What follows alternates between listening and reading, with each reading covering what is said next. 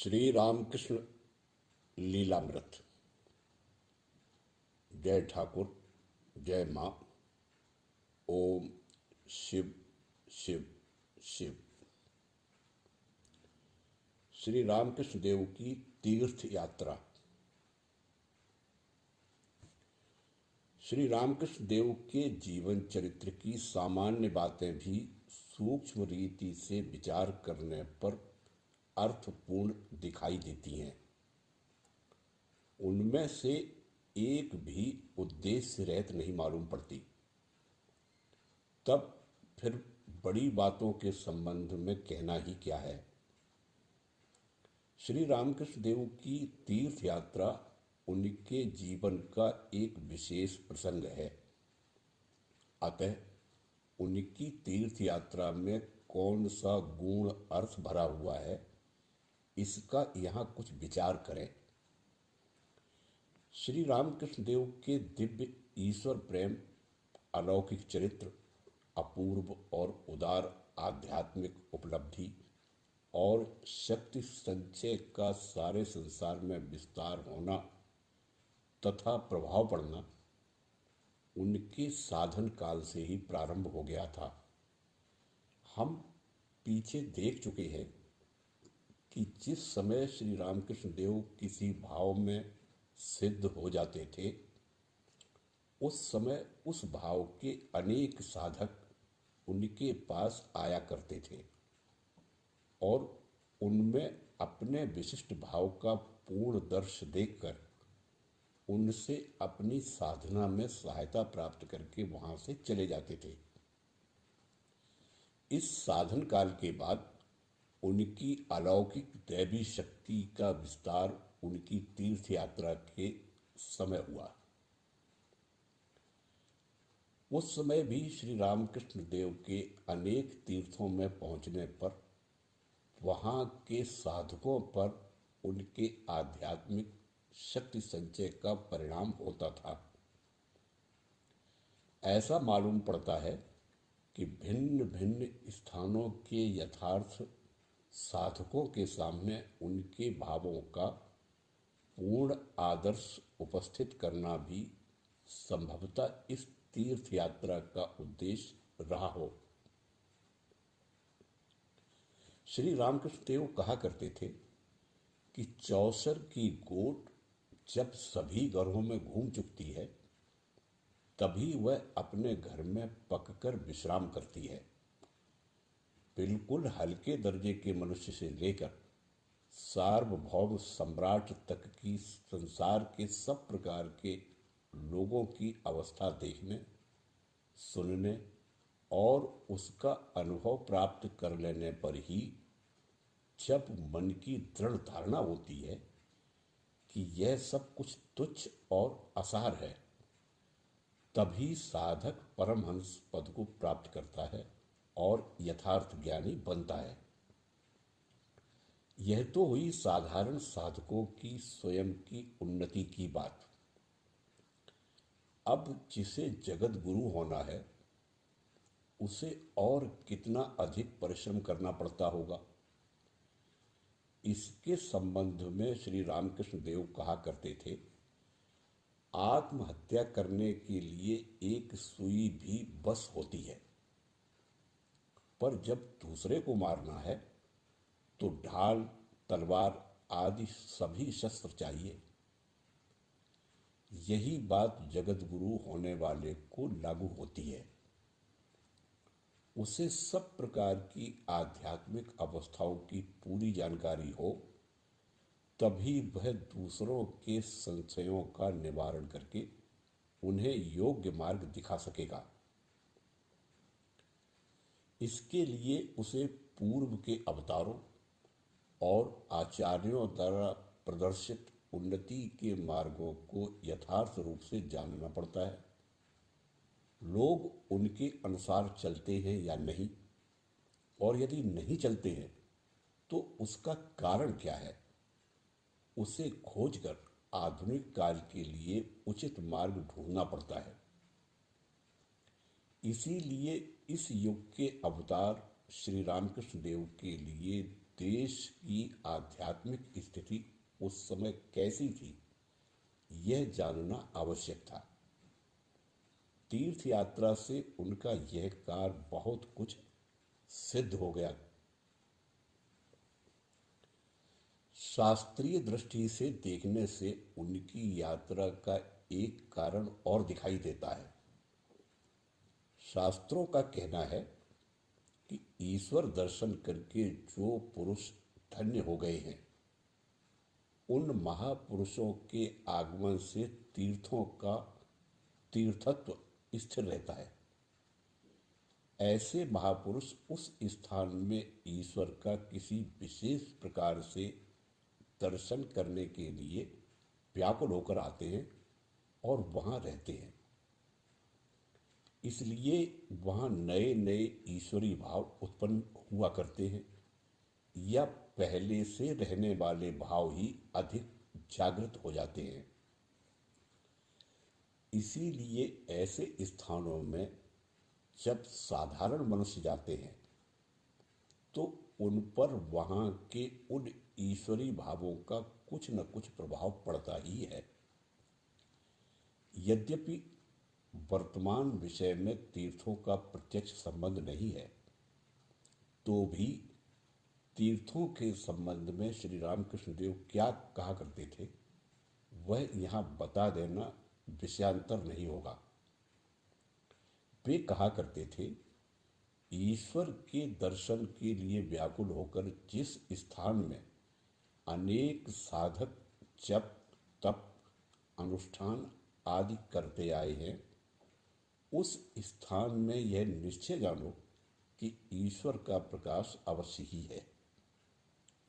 उस स्थान में साधकों की भक्ति की प्रबलता के कारण ईश्वरी भावना एकत्रित होकर उसके संयोग से वहाँ का वातावरण भी ईश्वरमय हो जाता है। अतः ऐसे स्थानों में साधकों का ईश्वरी भाव तुरंत जागृत हो जाता है। ईश्वर का दर्शन करने के उद्देश्य से उस स्थान में पुरातन काल से कितने ही साधु भक्त और सिद्ध पुरुष जा चुके हैं। ये लोग सारी वासनाओं का त्याग करके उस स्थान में एकाग्र चित्त से ईश्वर की भक्ति कर चुके हैं। अतः यद्यपि अन्य सभी स्थानों में ईश्वर समान रूप से व्याप्त है, तथापि ऐसे स्थानों में उसका अधिक अंश प्रकाशित रहता है। पानी की आवश्यकता होने से पृथ्वी जहाँ भी खोदी जाती है वहीं पानी मिल जाता है, पर तो भी जहाँ पर कुआं, बावली, तालाब या सरोवर है, वहाँ तो जमीन को खोदने की भी जरूरत नहीं, थोड़ा हाथ नीचा करते ही पानी मिल जाता है। वैसे ही ईश्वर के विशेष प्रकाश से संयुक्त इन तीर्थों के दर्शन के बाद वहाँ के भावों का श्रवण तथा मनन करते रहना चाहिए, ऐसा श्री रामकृष्ण देव कहते थे।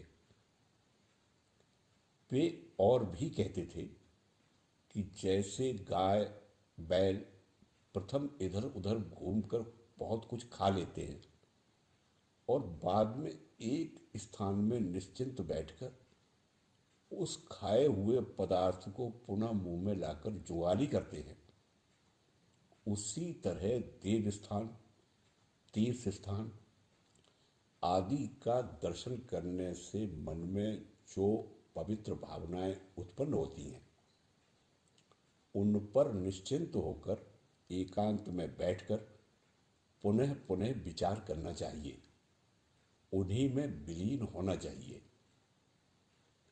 ऐसा न करके यदि घर लौटने पर उन भावनाओं को भूलकर पुनः उसी चक्कर में पड़ गए और संसार के प्रपंच में विचारों में ही मन को दौड़ाते रहे, तो इन देव स्थानों और तीर्थों के दर्शन से क्या लाभ हुआ। ऐसी अवस्था में वे ईश्वरी भावनाएं मन में कैसे स्थिर रह सकती हैं। एक समय की बात है कि श्री रामकृष्ण देव के साथ काली घाट पर श्री जगदम्बा के दर्शन के लिए बहुत सा शिष्य समुदाय गया था। वहां से वापस आते समय उनमें से एक की ससुराल रास्ते में ही पड़ने के कारण वह वहां गया और वहां के लोगों के आग्रह करने पर रात को भी वहीं रह गया। दूसरे दिन जब वह श्री रामकृष्ण देव के दर्शन के लिए पहुंचा, तब उन्होंने उससे पूछा, तू रात को कहाँ था? उसके सब वृतांत बताने पर श्री रामकृष्ण देव बोले, अरे यह क्या किया? जगदम्बा का दर्शन करके आया था तो उसी के चिंतन में मग्न होकर उसी का निधिध्यास करना था, सो तूने उसे तो छोड़ दिया और किसी विषयी मनुष्य के समान रात भर ससुराल में जाकर रहा। क्या कहा जाए तुझको? देव दर्शन करने के बाद उस समय उत्पन्न होने वाली पवित्र भावनाओं का बारंबार सतत मनन न किया जावे तो वे भावनाएं मन में स्थिर किस तरह से रहेंगी? श्री रामकृष्ण देव की इस तीर्थ यात्रा में ये ही भिन्न भिन्न उद्देश्य दिखाई देते हैं। कामारपुकुर से श्री रामकृष्ण देव के लौटने के बाद मथुरानाथ को तीर्थ यात्रा करने की इच्छा हुई। माघ के ही महीने में प्रस्थान करने का मुहूर्त निश्चित हुआ। मथुरानाथ के कुल गुरु के पुत्र को साथ ले जाना तय हुआ। सब योजना निश्चित हो जाने पर मथुर बाबू ने श्री रामकृष्ण देव से अपने साथ चलने के लिए विनती की। श्री रामकृष्ण देव ने भी अपनी वृद्धा माता और हृदय यदि साथ चलते हों तो अपनी स्वीकृति दे दी। उन दोनों ने भी जाना स्वीकार किया और श्री रामकृष्ण का मथुर बाबू के साथ चलना निश्चित हो गया। श्री रामकृष्ण देव का साथ मिल जाने से मथुर बाबू को बड़ा आनंद हुआ और वे यात्रा की सभी तैयारी बड़ी शीघ्रता और उत्साह के साथ करने लगे। सब तैयारी हो जाने पर मंडली यात्रा के लिए निकली। मथुरानाथ के साथ उनकी पत्नी, श्री रामकृष्ण देव और उनकी माता हृदय, मथुरानाथ का गुरुपुत्र, कामदार, मुंशी, रसोइया, पानी वाला और अन्य नौकर चाकर सब मिलकर लगभग 125 आदमी थे। एक सेकंड क्लास का डिब्बा और 3 थर्ड क्लास के रिजर्व डिब्बे किए गए और रेलवे कंपनी से यह तय कर लिया गया कि कलकत्ते से काशी तक रास्ते में किसी भी स्टेशन पर ये डिब्बे अलग करके खड़े रखे जा सकेंगे। सर्वप्रथम यह मंडली बैद्यनाथ के दर्शन के लिए गई और वहां कुछ दिन रुकी। इस क्षेत्र के समीप एक छोटे से गांव में लोगों को दीनहीन दशा देखकर श्री रामकृष्ण देव ने मथुर बाबू से उन सबों को एक दिन पेट भर भोजन और प्रत्येक को एक एक वस्त्र दिलाया। यह वृतांत मथुर बाबू और श्री रामकृष्ण शीर्षक में बता चुके हैं। बैद्यनाथ से यह मंडली सीधे काशी चली गई। मार्ग में कोई विशेष उल्लेखनीय घटना नहीं हुई। सिर्फ काशी के पास के एक स्टेशन पर एक मजेदार बात हुई। स्टेशन पर गाड़ी खड़ी हुई और हृदय और श्री रामकृष्ण देव गाड़ी छूटने के लिए कुछ विलंब देखकर स्टेशन के बाहर इधर उधर टहल रहे थे। इधर गाड़ी का समय हो गया और वह छूट गई। वे दोनों वहीं रह गए। मथुर बाबू अगले स्टेशन में देखते हैं तो गाड़ी में श्री रामकृष्ण देव और हृदय नहीं है। तब एकाएक उनके ध्यान में आया कि पिछले स्टेशन पर ये दोनों उतरे थे, शायद ये वहीं रह गए होंगे। अब क्या करना चाहिए, यह चिंता उन्हें होने लगी।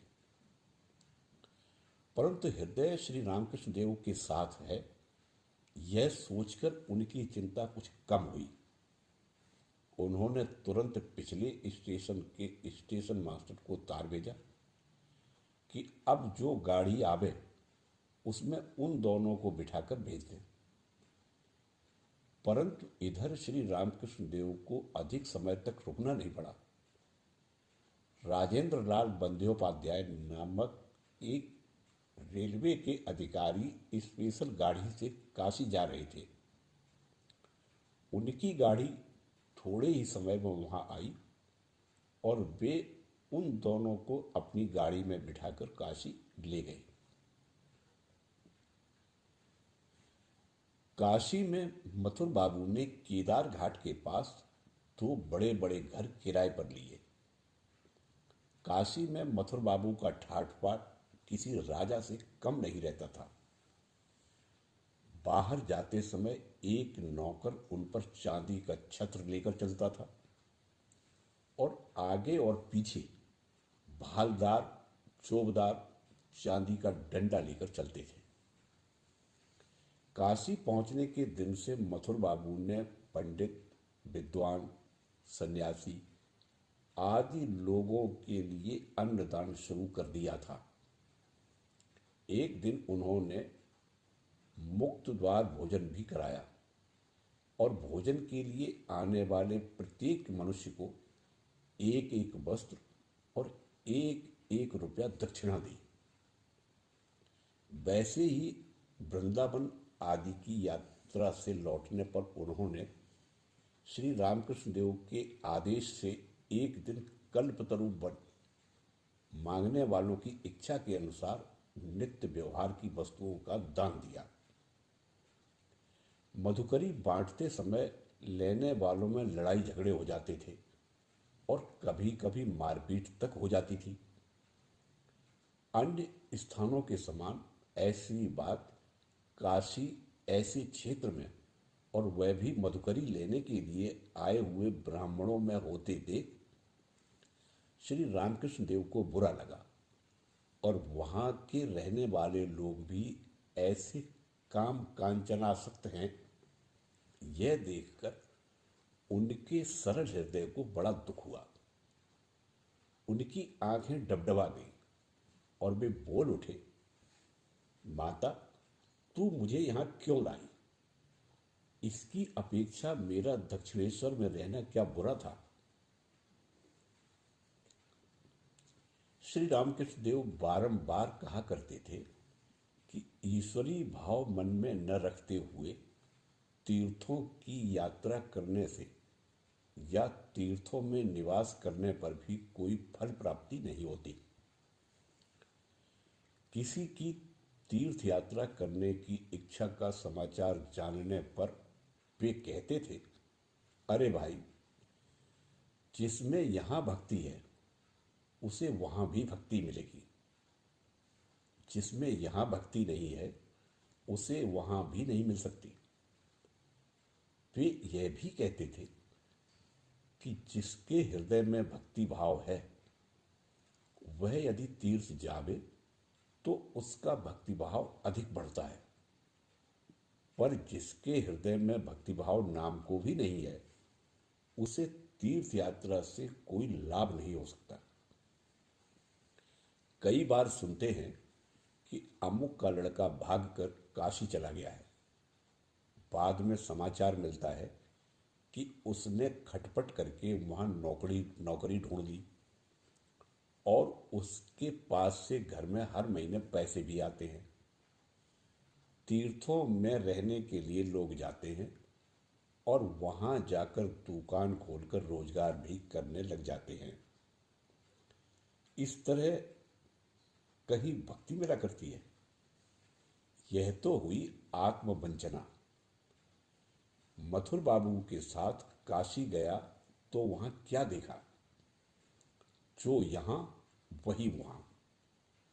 यहाँ जैसे आमों की अमराई, इमली के पेड़, बांस के पेड़ों का झुंड, वैसे ही वहाँ भी। यह सब देखकर मैं हृदय से बोला, क्यों रे हृदय, हमने यहाँ आकर नई कौन सी बात देखी।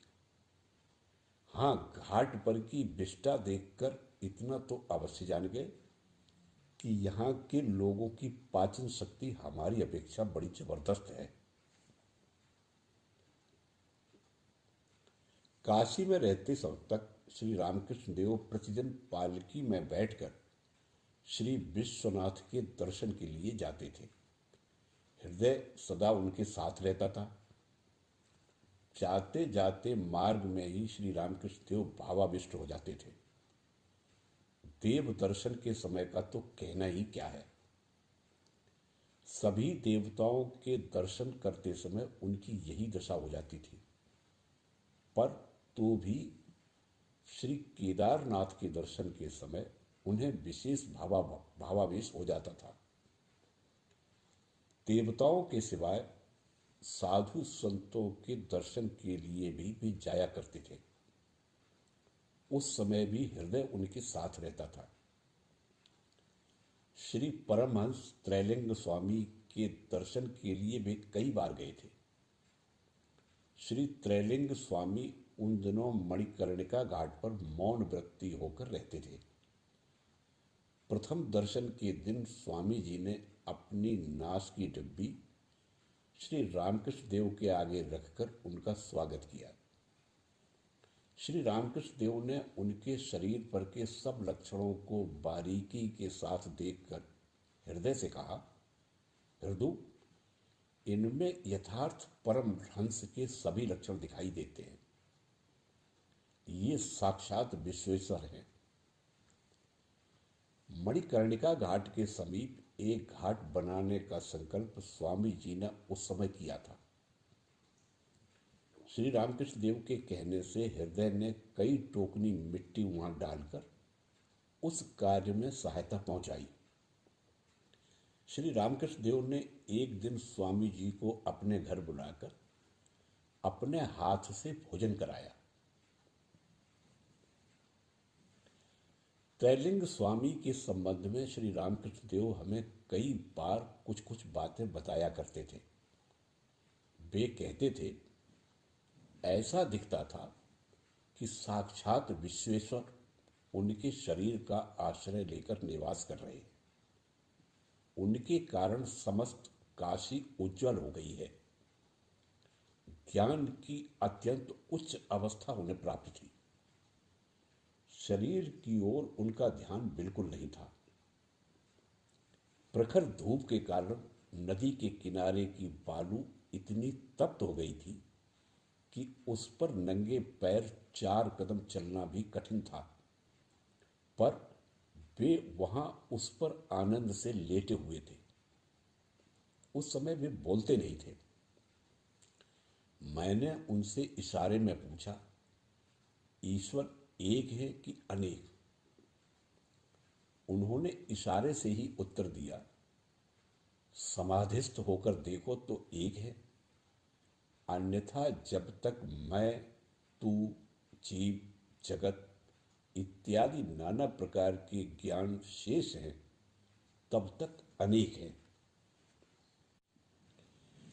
अन्य स्थानों के ही समान काशी में भी संसारासक्त लोग हैं। यह देखकर श्री रामकृष्ण देव को क्लेश होता था। तथापि वहां उन्हें अनेक अद्भुत दर्शन हुए और शिव महिमा और काशी महात्म्य के संबंध में उनकी धारणा दृढ़ हो गई। नौका में बैठकर वाराणसी में प्रवेश करने के समय से ही भावावेश में श्री रामकृष्ण देव को दिखने लगा था कि काशी सचमुच सोने की है। वहां पत्थर, मिट्टी आदि सब सोने की ही है। प्राचीन काल के साधु संत महात्मा लोगों के हृदय के भीतर की कंचन तुल्य और अमूल्य भाव राशियों की काशी में तह पर तह जमकर उनकी राशि बन गई है।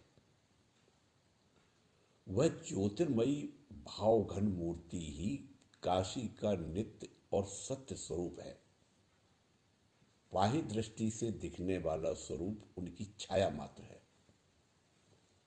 भावावस्था में काशी को स्वर्णमयी देख चुकने के कारण बाल स्वभाव वाले सरल हृदय श्री रामकृष्ण देव ऐसा सोचते थे कि काशी की सीमा के भीतर शौच आदि करने से स्वर्ण अपवित्र हो जाएगा।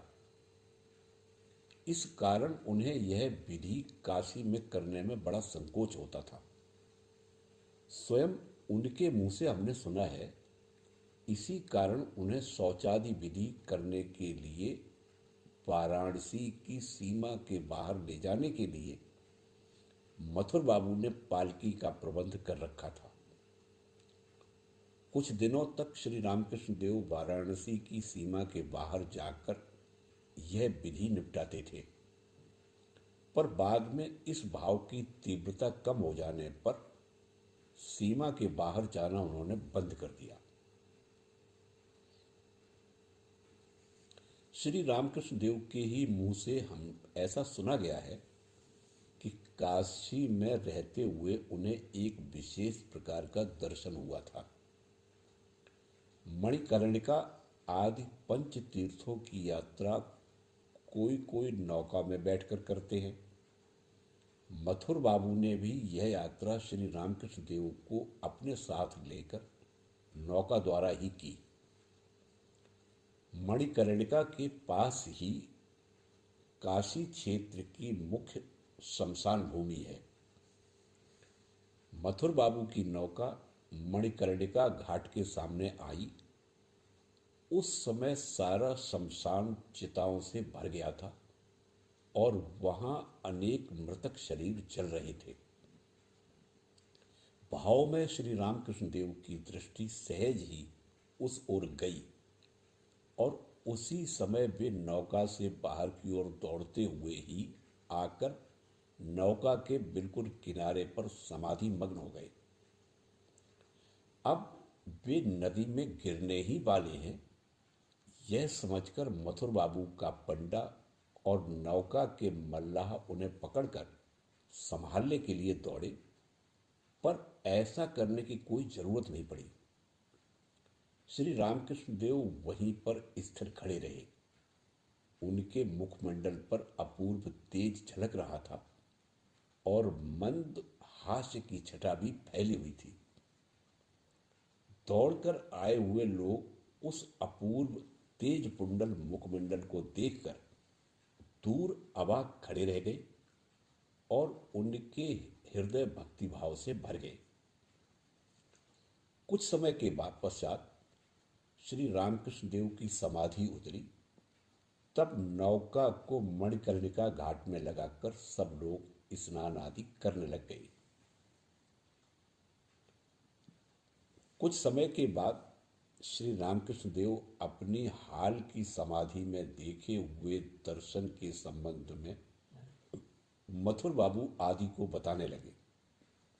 वे बोले, मुझे ऐसा दिखाई दिया कि एक भूरे रंग की जटाओं वाला श्वेत वर्ण का ऊंचा और भव्य पुरुष अत्यंत शांत और गंभीर चाल से शमशान की हर एक चिता के पास जाता है और उस पर के मृतक शरीर को कुछ ऊपर उठाकर उसके कान में प्रणव मंत्र का उच्चारण करता है। स्वयं सर्वशक्तिमयी श्री जगदम्बा भी महाकाली के रूप में चिता पर के उस जीव के पास दूसरी ओर बैठकर उसके स्थूल, सूक्ष्म, कारण आदि सब प्रकार के संस्कार बंधनों को तोड़कर मोक्ष का द्वार खोलकर अपने हाथों से अखंड के घर में उसका प्रवेश करा रही हैं। इस प्रकार अनेक जन्मों की योग तपस्या से जो अद्वैत अनुभव का भूमानंद जीव को प्राप्त हुआ करता है, वही काशी में देह त्यागने वाले प्रत्येक जीव को देकर श्री विश्वनाथ उसे कृतार्थ कर रही है। मथुर बाबू के साथ जो शास्त्रज्ञ पंडित थे, वे श्री रामकृष्ण देव के इस अद्भुत दर्शन का वृतांत सुनकर कहने लगे, काशी खंड में केवल इतना ही बताया गया है कि काशी में मृत्यु होने पर श्री विश्वनाथ उस जीव को निर्वाण पदवी प्राप्त करा देते हैं, परंतु वह किस प्रकार प्राप्त होती है इसका वर्णन कहीं नहीं है। आपके इस दर्शन से वह समस्या हल हो गई। आपके दर्शन और साक्षात्कार शास्त्रों के भी आगे बढ़ गए हैं। हृदय कहता था कि काशी में भैरवी ब्राह्मणी और उनकी पुनः भेंट हुई, और जब तक वे काशी में रहे तब तक उनके यहाँ सदा आया जाया करते थे। काशी में 64 योगिनी नामक गली में मोक्षदा नाम की एक स्त्री के यहाँ वह ब्राह्मणी रहती थी। मोक्षदा की ईश्वर भक्ति देखकर श्री रामकृष्ण देव को बड़ा आनंद हुआ। ब्राह्मणी श्री रामकृष्ण देव के साथ वृंदावन यात्रा के लिए गई और श्री रामकृष्ण देव के कहने से वहीं रहने लगी। वृंदावन से श्री रामकृष्ण देव के लौट आने के बाद थोड़े ही दिनों में वृंदावन में ब्राह्मणी का देहांत हो गया। काशी में 5-7 दिन रहकर ये लोग प्रयाग गए और वहां 3 दिन रहे। मथुर आदि ने वहां यथाविधि छौर कराया, पर श्री रामकृष्ण देव ने नहीं कराया। वे बोले, मुझे छौर करने की आवश्यकता नहीं मालूम होती।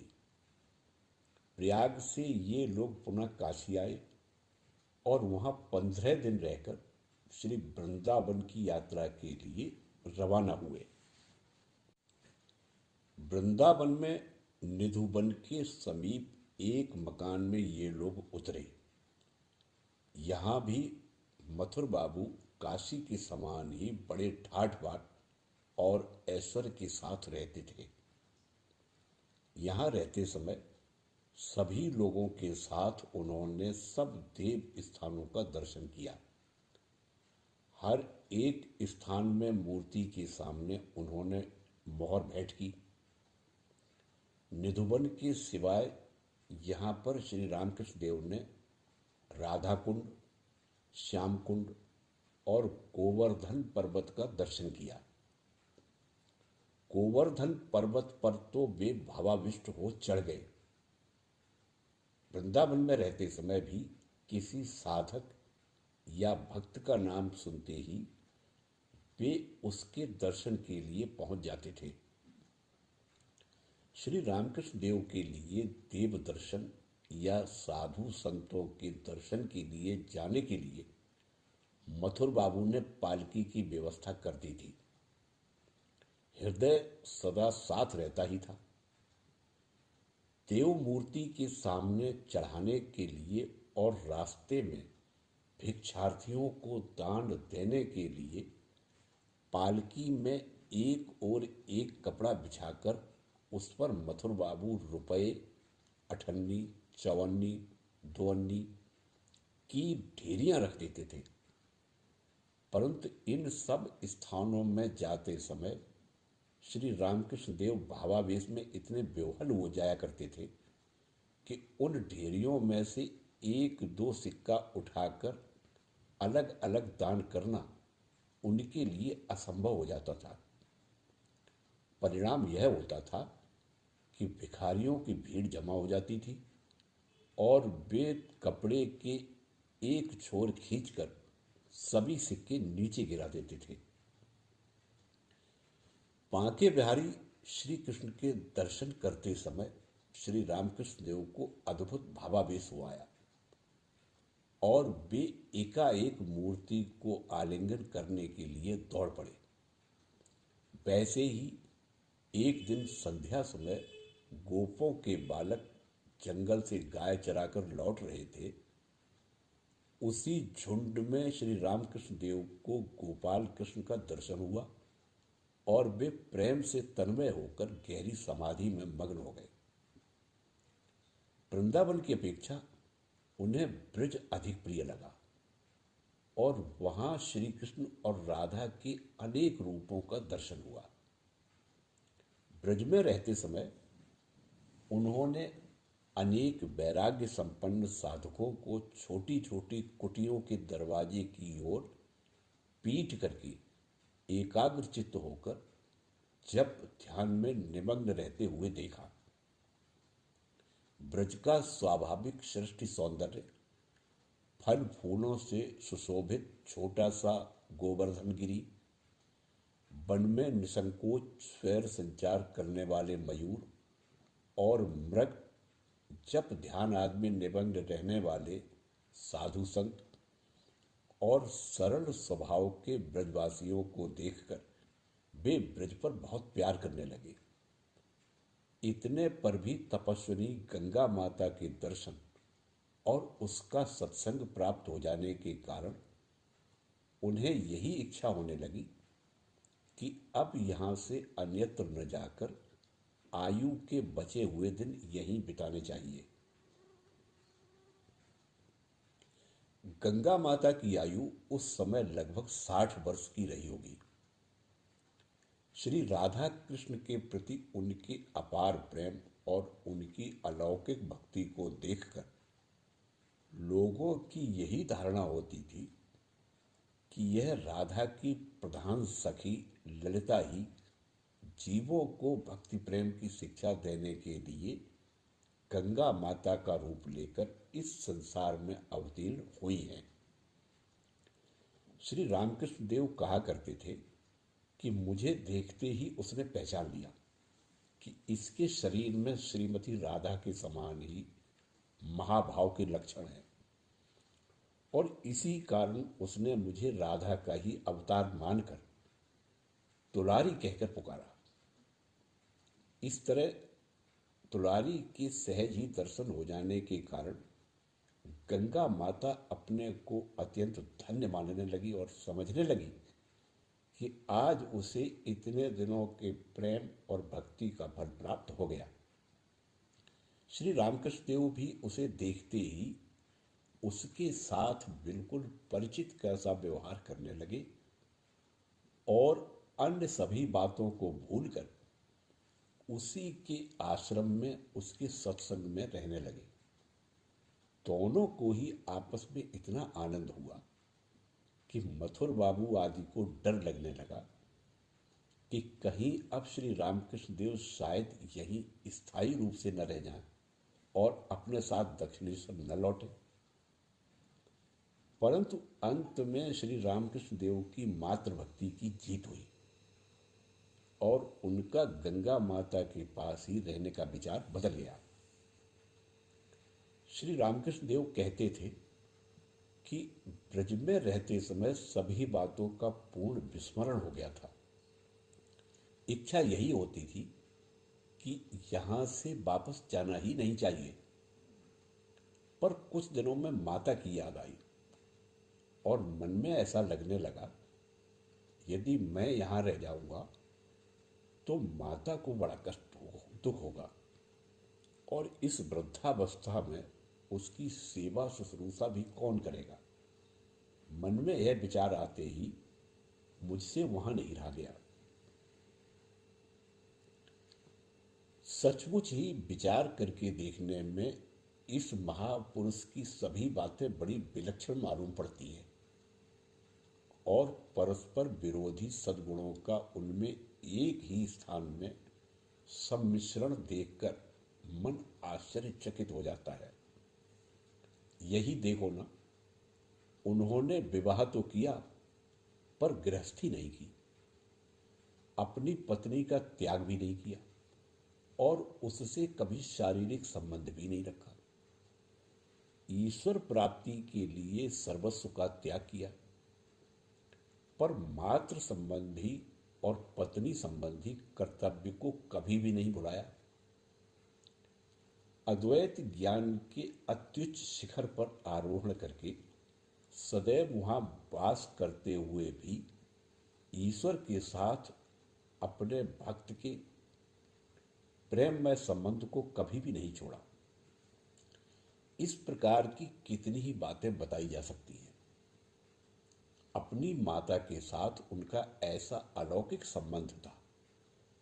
उनकी वृद्धा माता अपने जीवन के अंतिम वर्षों में उन्हीं के पास दक्षिणेश्वर में रहती थी और श्री रामकृष्ण देव उसकी सब प्रकार की सेवा अपने ही हाथों से करते हुए अपने को धन्य समझते थे। बाद में जब उनकी परम पूज्य माता का स्वर्गवास हो गया तब उन्हें इतना दुख हुआ और वे रोते रोते इतने व्याकुल हो गए कि ऐसा शोक शायद ही कोई करता हो। इतना दुख तो उन्हें हुआ पर वे अपना सन्यासी होना कभी नहीं भूले। सन्यासी होने के कारण मैं अपनी माता का और देही कृत्य और श्राद्ध आदि करने का अधिकारी नहीं हूं, ऐसा समझ उन्होंने वह सब कार्य अपने भतीजे रामलाल के द्वारा करवाया और स्वयं एक ओर बैठकर माता के लिए रो रो कर उसके ऋण से थोड़े बहुत मुक्त हुए। इस संबंध में श्री रामकृष्ण देव कहते थे, संसार में पिता और माता ये ही परम गुरु हैं। जीवन भर उनकी सेवा करनी चाहिए और उनकी मृत्यु के बाद उनका श्राद्ध आदि करना चाहिए। जो दरिद्र हो और श्राद्ध भी करने की शक्ति जिसे न हो वह उनका स्मरण करके कम से कम आंसू तो गिरावे। ऐसा करने से ही मनुष्य उनके ऋण से मुक्त हो जाता है। माता पिता की आज्ञा का उल्लंघन कभी नहीं करना चाहिए। ईश्वर प्राप्ति के लिए ही उल्लंघन करने में कोई हर्ज नहीं और कोई दोष नहीं लगता। उदाहरणार्थ, प्रहलाद ने पिता की आज्ञा होने पर भी श्री कृष्ण का नाम स्मरण करना नहीं छोड़ा, अथवा ध्रुव माता के नहीं नहीं कहते रहने पर भी तपस्या करने के लिए वन में चला गया। ईश्वर के लिए ही उन्होंने माता पिता की आज्ञा को नहीं माना। इसी कारण उन्हें आज्ञा भंग करने का दोष नहीं लगा। बड़े कष्ट से गंगा माता से विदा लेकर श्री रामकृष्ण देव मथुर बाबू के साथ वापस हुए। वृंदावन में रहते समय श्री रामकृष्ण देव को सितार सुनने की बड़ी इच्छा हुई, पर वहां कोई प्रसिद्ध सितार बजाने वाला न रहने के कारण उन्हें वहां सुनने को नहीं मिला।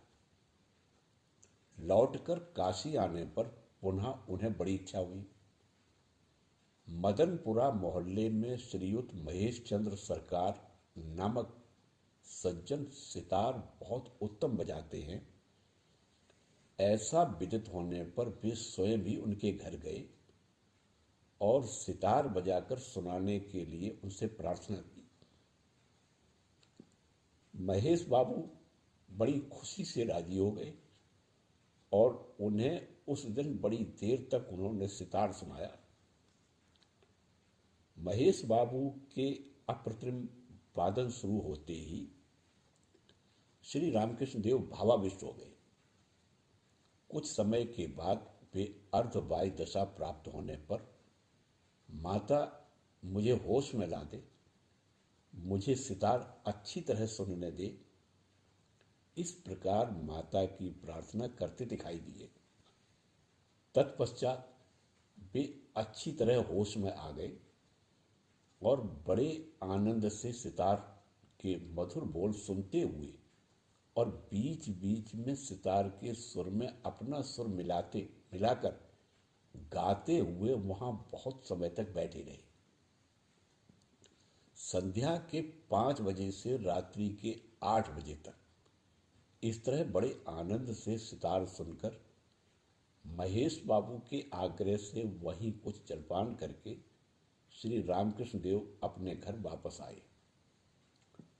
उस दिन से महेश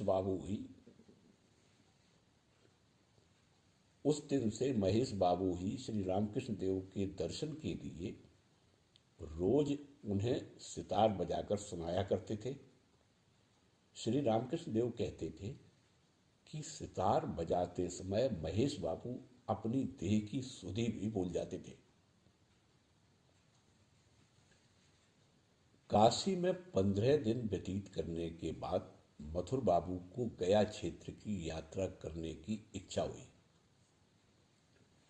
परंतु श्री रामकृष्ण देव ने वहां जाने से इनकार कर दिया। इसलिए मथुर बाबू ने भी अपना यह विचार बदल लिया।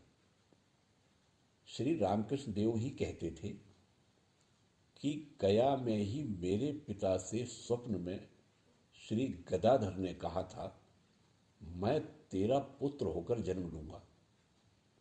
इसी कारण मेरे पिता ने मेरा नाम गदाधर रखा था।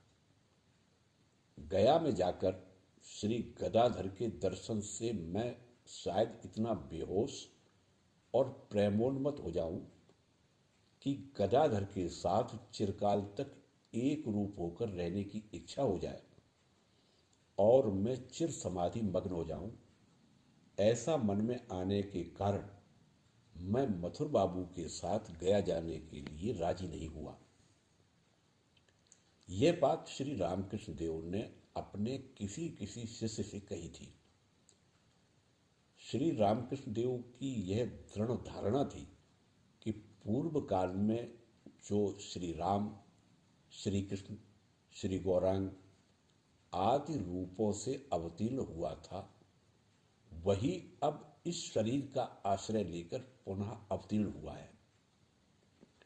इसी कारण वे अपने वर्तमान शरीर और मन के उत्पत्ति स्थान श्री क्षेत्र गया में जाने में और जहाँ जहाँ अन्य अवतारी पुरुषों ने अपनी ऐहिक लीला का स्मरण किया है, ऐहिक यात्रा समाप्त की, उन क्षेत्रों के दर्शन करने का विचार करने में उनके मन में एक विचित्र प्रकार का संकोच उत्पन्न होता था।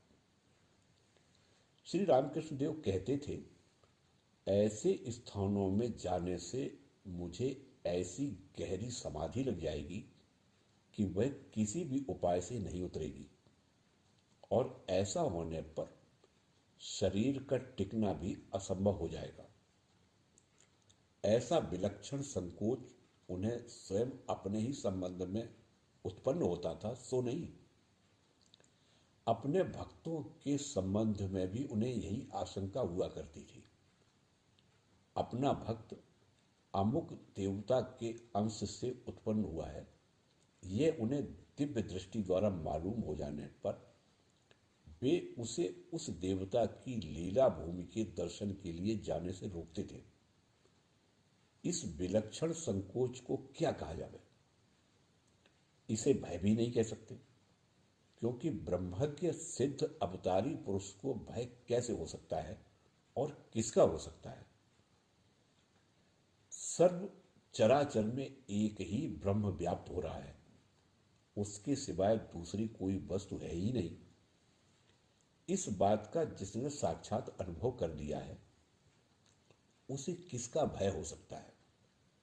अन्य लोगों के समान जीते रहने की इच्छा भी उस संकोच को नहीं कह सकते, क्योंकि लोगों के मन में जो जीने की इच्छा रहती है वह स्वार्थ के लिए या सुखोपभोग के लिए ही हुआ करती है। परंतु जिनके अंतःकरण में स्वार्थ का नामो निशान तक नहीं दिखाई देता, उनके संबंध में ऐसा नहीं कह सकते। तब इस संकोच को क्या कहा जाए और इसकी कल्पना भी दूसरे को किस तरह हो? हमारे मन में जो भाव और जो कल्पना तरंग उत्पन्न होते हैं, उन्हीं को व्यक्त करने योग्य शब्द समूह हमें मिल सकते हैं। श्री रामकृष्ण देव के समान महापुरुष के मन के अत्युच्च दिव्य भाव को व्यक्त करने योग्य शब्द भी हमें कहाँ मिले। इसलिए इन सब विषयों के संबंध में जो श्री रामकृष्ण देव कहा करते थे, उसी को श्रद्धा और विश्वास के साथ सुनकर इन सब उच्च भावों को अपनी कल्पना द्वारा समझने के लिए यथाशक्ति प्रयत्न करने के सिवाय दूसरा कोई मार्ग नहीं दिखाई देता। ऊपर बता चुके हैं कि गया जाने के लिए श्री रामकृष्ण देव के इनकार करने पर मथुर बाबू ने भी वहां जाने का विचार त्याग दिया। सब लोग वहां से बैद्यनाथ जाकर कलकत्ता लौट आए। श्री रामकृष्ण देव वृंदावन से राधा कुंड और श्याम कुंड की मिट्टी अपने साथ लाए थे। उसमें से कुछ पंचवटी के नीचे और बाकी अपनी साधन कुटीर के चारों ओर फैलाकर वे बोले, आज से यह स्थान वृंदावन के समान ही पवित्र होगा। तदंतर थोड़े ही दिनों में उन्होंने मथुर बाबू से कहकर उससे कई स्थानों के संत, महंत, साधु, भक्त आदि को बुलाकर पंचवटी के नीचे एक महोत्सव किया। उस अवसर पर मथुर बाबू ने प्रत्येक को 1 से लगाकर 16 तक दक्षिणा दी। श्री रामकृष्ण देव कहते थे कि इस संपूर्ण यात्रा में मथुर बाबू ने कुल मिलाकर 1 लाख रुपए से अधिक खर्च किया। काशी और वृंदावन के सिवाय श्री रामकृष्ण देव मथुर बाबू के साथ एक बार श्री चैतन्य देव के जन्म स्थान नवद्वीप को भी गए थे। श्री चैतन्य देव को श्री रामकृष्ण देव के शिष्यों में से बहुत से लोग अवतार नहीं मानते थे। इतना ही नहीं, वे लोग वैष्णव शब्द का अर्थ दीन और दुर्बल लोग समझा करते थे।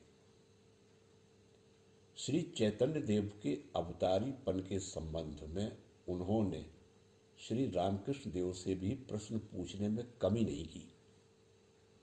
श्री रामकृष्ण देव ने एक दिन उनके प्रश्न का उत्तर दिया। वे बोले, क्या कहूं रे भाई, कुछ दिनों तक बारंबार मुझे यही मालूम पड़ता था कि पुराण में, भागवत में कहीं चैतन्य का नाम भी नहीं आया। और चैतन्य किसे कहते हैं? और चैतन्य को कहते हैं अवतार। यह कैसी बात है? कुछ अनाप शनाप वर्णन करके तिल का ताड़ बना डाला होगा। किसी तरह भी चैतन्य का अवतार होना निश्चित नहीं किया जा सका। मथुर बाबू के साथ मैं नवद्वीप गया और मेरे मन में आया कि यदि सचमुच चैतन्य अवतार हैं तो वहां कुछ न कुछ साक्षात्कार अवश्य होगा।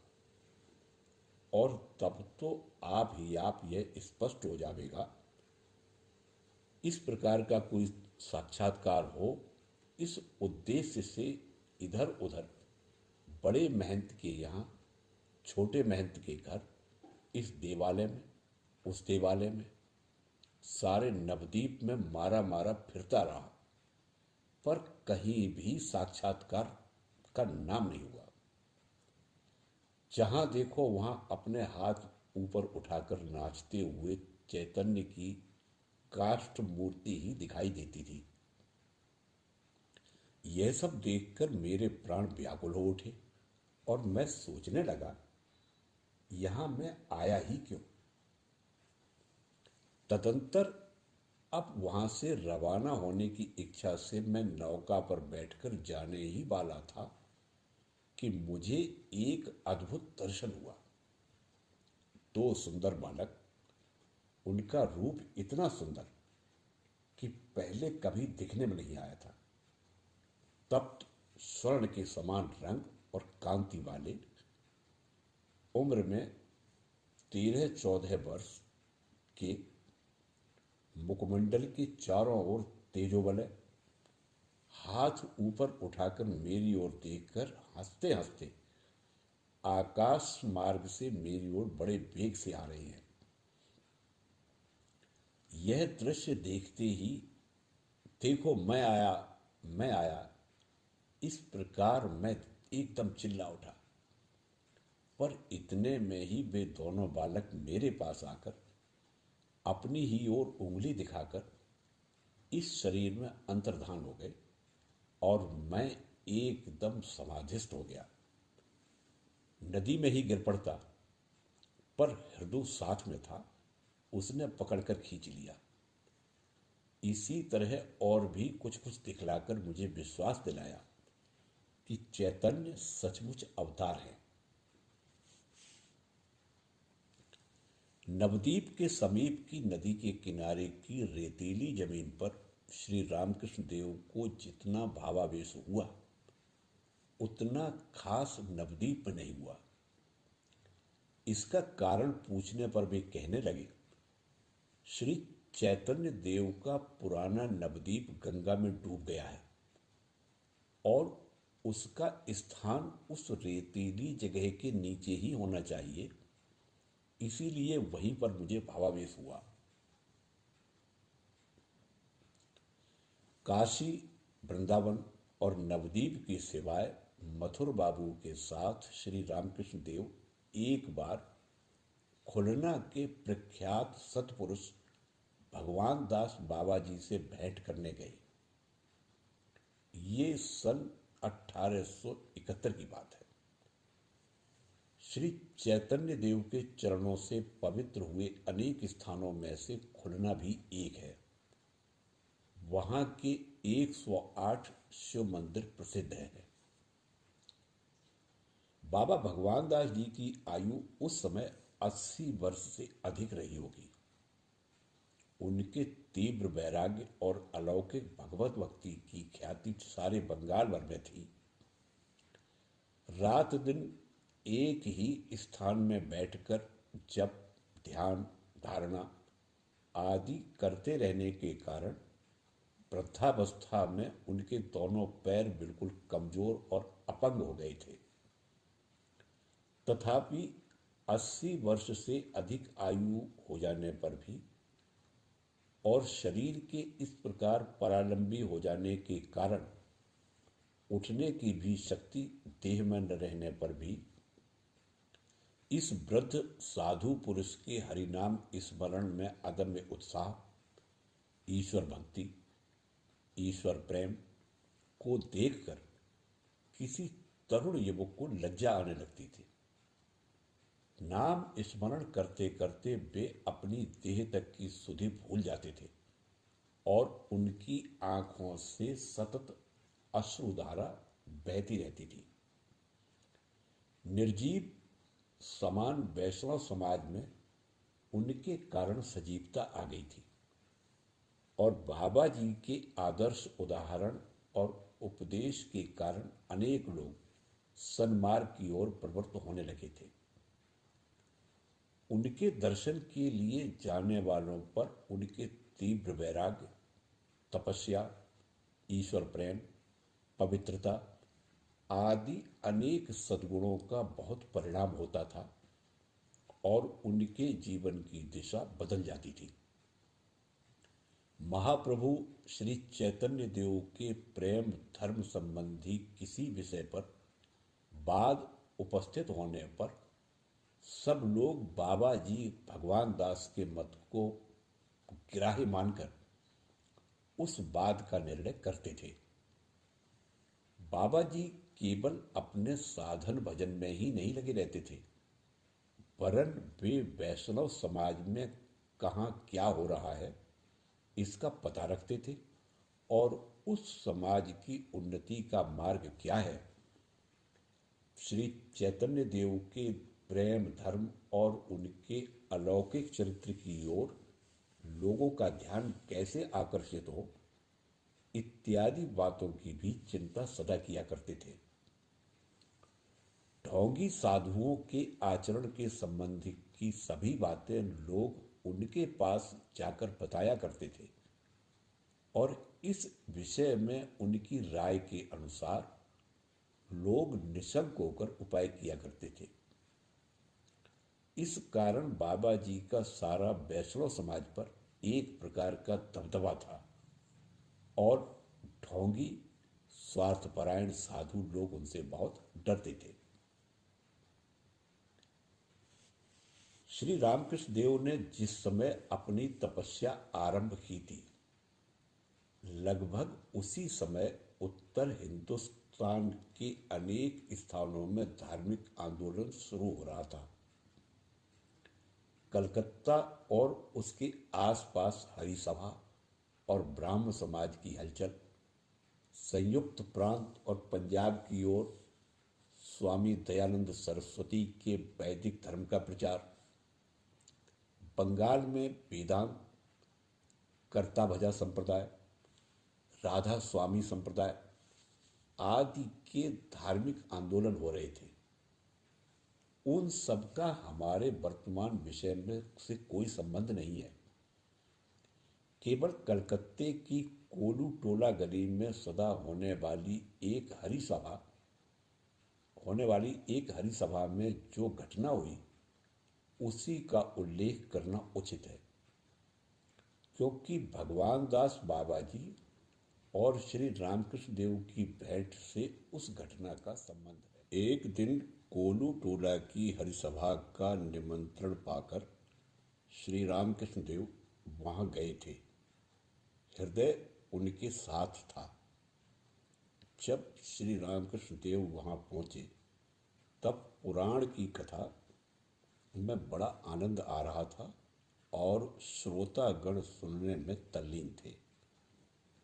उन्हीं के साथ एक ओर श्री रामकृष्ण देव बैठ गए और पुराण सुनने लगे।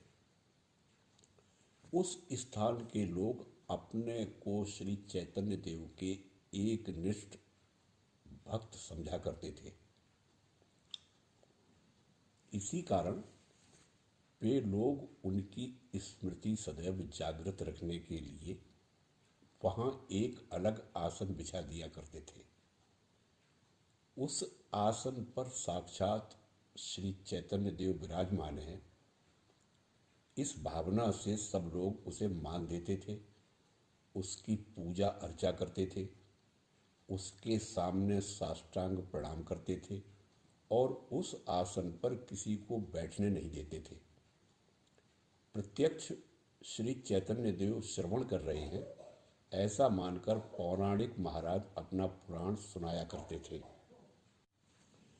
उस दिन पुराण सुनते सुनते श्री रामकृष्ण देव एकाएक भावाविष्ट हो गए और उस भाव के उमंग में ही झट उठकर एकदम उस आसन पर जाकर खड़े हो गए और वहां उन्हें खड़े खड़े ही गहरी समाधि लग गई।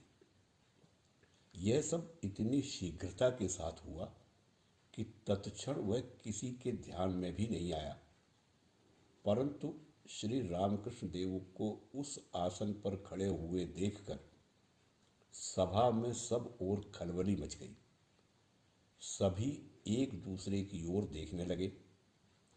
उस समाधि अवस्था में ही श्री रामकृष्ण देव के हाथ चैतन्य देव के समान ऊपर उठे हुए थे और उनके मुखमंडल पर अपूर्व तेज झलक रहा था। उनकी उस दिव्य तेज पुंज मूर्ति को देखने से उस सभा में उपस्थित किसी किसी भक्त को तो वे साक्षात चैतन्य देव ही दिखाई दिए।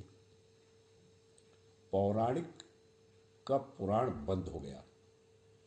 श्री रामकृष्ण देव उस आसन पर खड़े हो गए।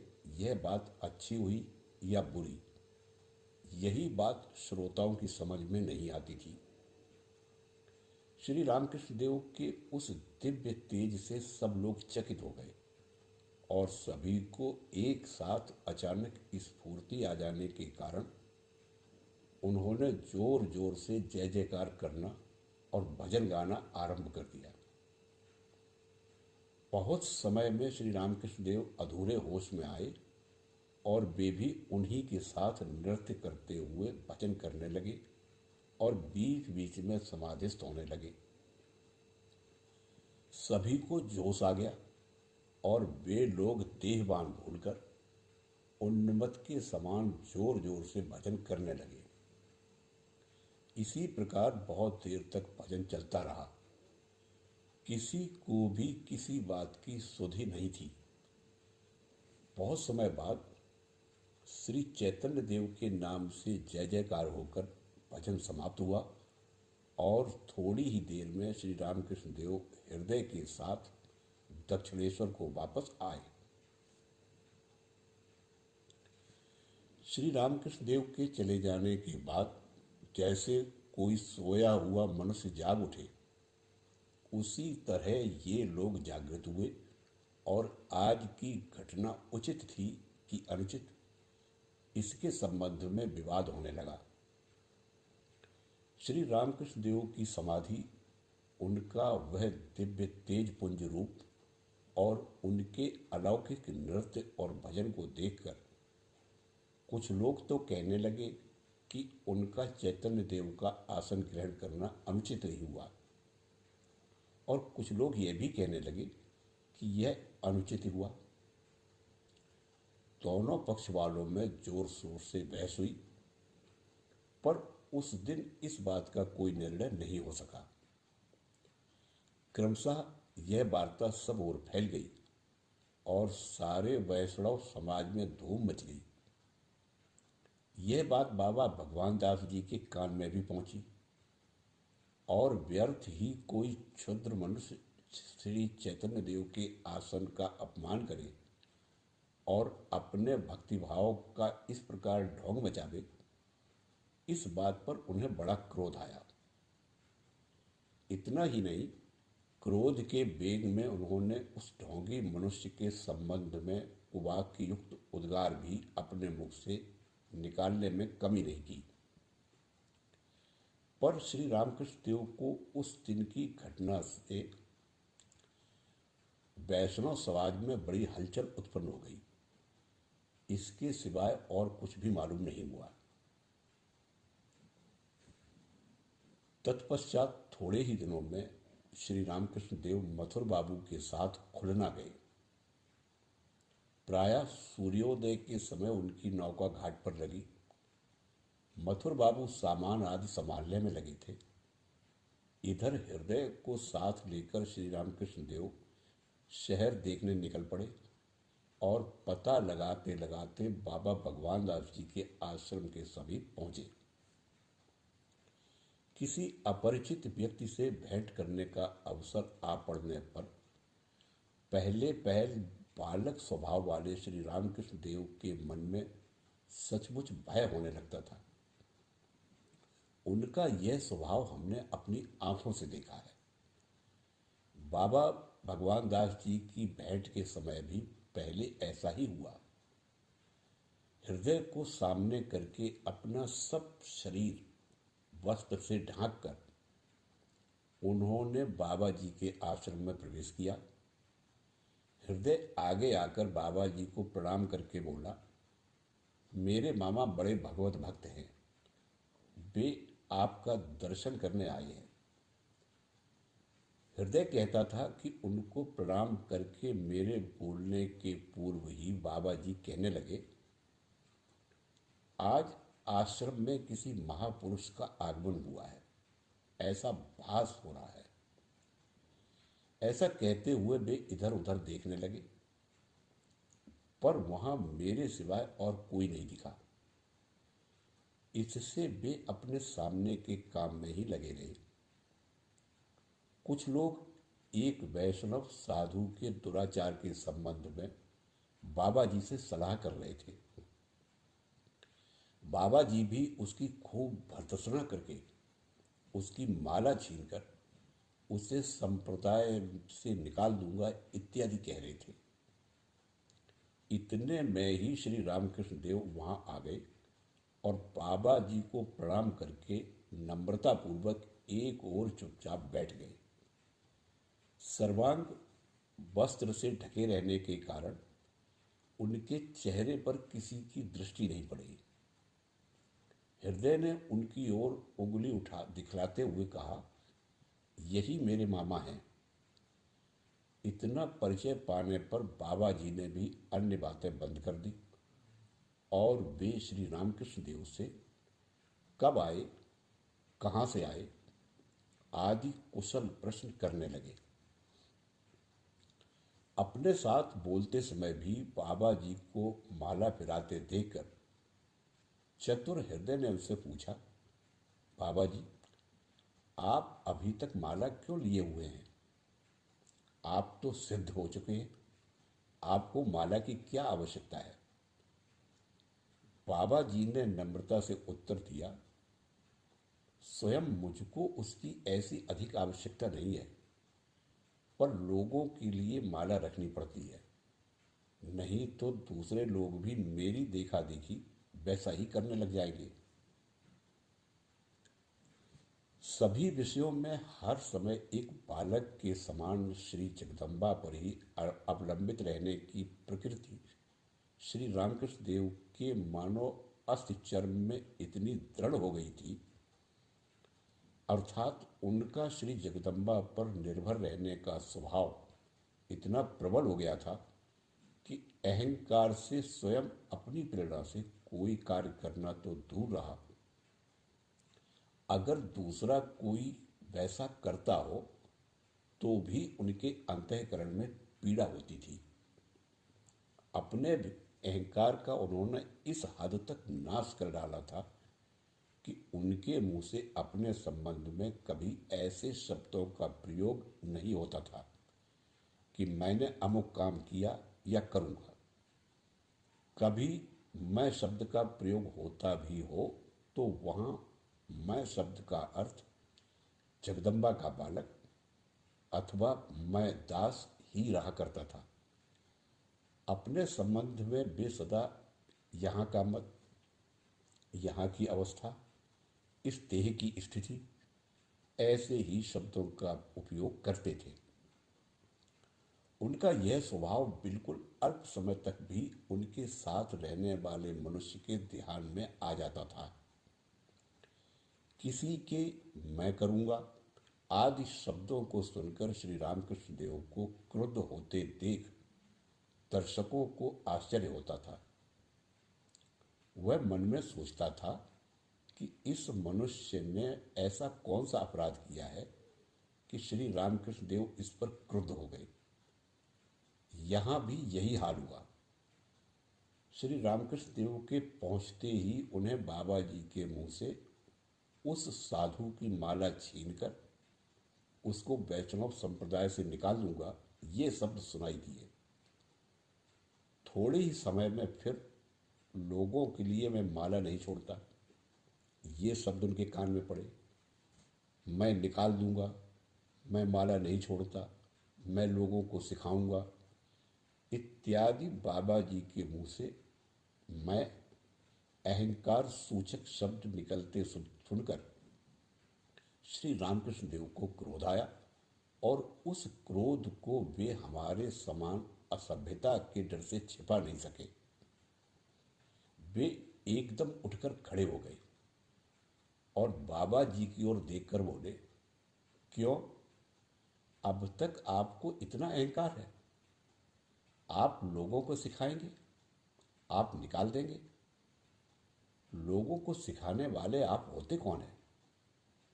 यह सारा संसार जिसका है उसके सिखाए बिना आप कौन सिखाने वाले होते हैं? ऐसा बोलते बोलते उनके शरीर पर का वस्त्र और पहनी हुई धोती भी गिर पड़ी। मैं किससे क्या कह रहा हूं इसकी सुधि भी उन्हें नहीं रही। देखते देखते भाव की प्रबलता के कारण उन्हें समाधि लग गई और उनके मुखमंडल का दिव्य तेज चमकने लगा। कहीं नीचे न गिर जाएं, इस डर से उन्हें बचाने के लिए हृदय भी उनको पकड़े हुए खड़ा रहा। सिद्ध बाबा जी को आज तक सब कोई मान ही देते आ रहे थे। प्रत्युत्तर देने या उनके दोष निकालने का साहस भी आज तक किसी ने नहीं किया था। अतः श्री रामकृष्ण देव को इस प्रकार बोलते सुनकर वे चकित हो गए, पर वे भी पहुंचे हुए पुरुष थे, इसलिए क्रोध के वश न होकर वे चुपचाप बैठ गए। थोड़ी देर में उन्हें श्री रामकृष्ण देव के बोलने का अर्थ समझ में आया और मैं ऐसा करूंगा, मैं वैसा करूंगा, ऐसा कहना भी अहंकार है, यह बात उनके ध्यान में आई। श्री रामकृष्ण देव की अहंकार शून्यता देखकर उन्हें बड़ा आनंद हुआ और उनकी समाधि अवस्था और शरीर के लक्षण और दिव्य कांति को देखकर उन्हें निश्चय हो गया कि ये कोई असामान्य महापुरुष हैं।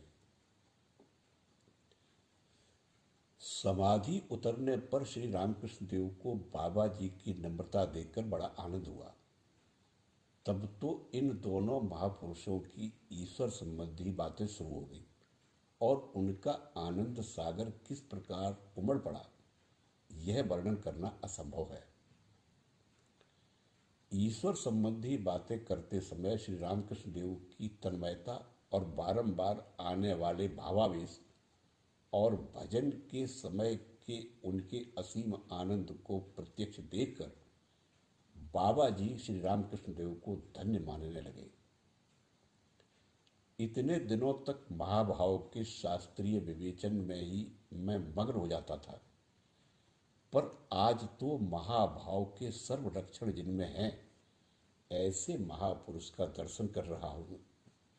यह सोचकर उन्हें अत्यंत आनंद हुआ और श्री रामकृष्ण देव के प्रति उनके मन में आदर और भक्ति उत्पन्न हुई।